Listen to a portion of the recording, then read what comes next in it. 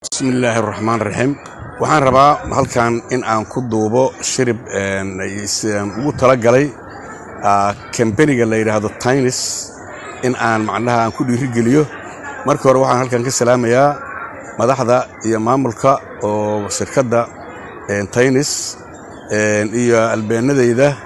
ayaan horta salaamayaa iyo walaalaha aan ka wada adeegno muxuu ahaa shirkadda Tainis ayaan horta rabaa halka in aan ku duubo shirib oo ku saabsan kambaniga oo la yiraahdo kambanigan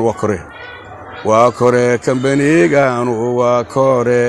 kalaya aan iskaashane kambanigan waa kore kalaya aan iskaashane waa horta markii halkii ugu horeeyay waxa jira asagana marka shirib badan oo isaguna la yiraahdo Tainis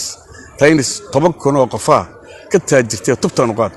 10,000 oo qof Tainis 10,000 oo qof ka taajirtay tubtan u qaad waxaan ugu bogay waa meel aan laga rabin shahaado aan lagu weydiinaynin waa meel aan qabiil iyo aan lagu weydiinin waa meel aan masuq lahayn oo hawsheedu ay ku xiran tahay oo kaliya qofka dadnimadiisa iyo dadalkiisa wax laala wixii uu heelana cadaaladda ayay ku salaysan yihiin Tainis 10,000 oo qof ka taajirtay tubtan u qaad Tainisa tabiyo xayla Tainisa taqaane toos ula shaqay tabiyo xayla Tainisa taqaane toos ula shaqay tabiyo xayla Tainisa taqaane toos ula shaqay waxa kale tacbo waxaadan toogino la tasho Tainisa haye toogino tacba waxaadan toogino la tasho Tainisa haye tacbo waxaadan toogino la tasho Tainisa haye adoon qof shahaadin oo isdhibaatayn oo waxayniba shaqada firiga inta u timaado iska qabso ka soo qayb gal ugu tagay tacliin ya daawa toosaho tayalahaad ugu tagay tacliin ya daawa toosaho tayalahaad ugu tagay